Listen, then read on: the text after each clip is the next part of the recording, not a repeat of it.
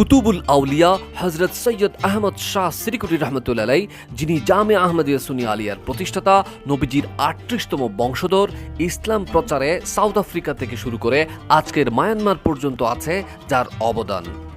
South আফ্রিকার ক্যাপ্টনে সর্বপ্রথম আফ্রিকার নবদীক্ষিত মুসলমানদের জন্য যিনি ১৯১১ সালে জামে মসজিদ নির্মাণ করেন, বিশেষ করে বাংলাদেশে আহলে সুন্নাত ওয়াল জামাত মতাদর্শ এবং কাদেরিয়া তরিকার প্রচার প্রসারে যার অবদান নাম্বার ওয়ানে, যার সম্পর্কে গাজিয়ে দ্বীন মিল্লাত ইমামে শেরে বাংলা রহমতুল্লাহ আলাইহি তার রচিত কিতাব দেওয়ানে আজিজে লিখেছেন, ই চুনি পীরে মগা হর গিসন দিদম দরজাহা, অর্থাৎ হযরত সৈয়দ আহমদ শাহ সিরিকুটি রহমতুল্লাহ আলাইহির মতো উঁচু মাপের একজন পীর মুর্শেদ আমি এই পৃথিবীতে দেখিনি।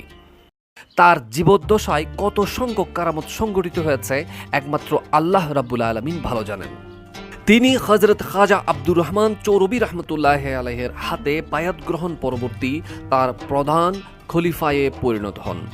১৯৫৪ সালে চট্টগ্রাম ১৬ শহর জামিয়া আহমদিয়া সুন্নিয়া আলিয়া প্রতিষ্ঠা করা ছিল তার জীবনের দ্বীন ইসলাম প্রচার প্রসারে অনন্য অবদান।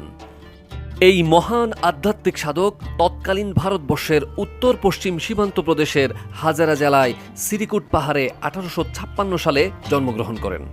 ১৯৬১ সালের ২৭ এপ্রিল ১৩৮০ হিজরি ১১ জিলকত কুতুবুল আউলিয়া হযরত সৈয়দ আহমদ শাহ সিরিকুটি রহমতুল্লাহ আলাইহি তার ১৭ বছরের ইহজীবনের পরিসমাপ্তি ঘটান। জন্মস্থান সিরিকুট শরীফে তার পবিত্র মাজার অবস্থিত।